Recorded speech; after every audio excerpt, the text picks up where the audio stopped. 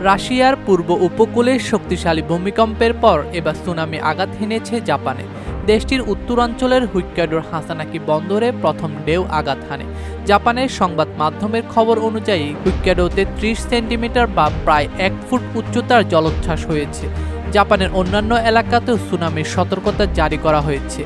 এর আগে জাপানের আবহাওয়া সংস্থা সতর্ক করে বলেছে, হোক্কাইডোর উত্তরাঞ্চল সহ দেশটির কিছু অংশে আজ বুধবার ৩ মিটার অর্থাৎ ৯.৮ ফুটের বেশি উচ্চতায় সুনামি আঘাত হানতে পারে।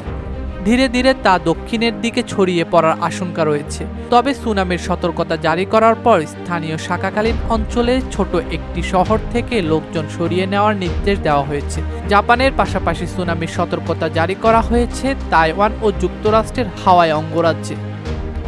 টেস্ট রিপোর্ট, দৈনিক দেশকাল।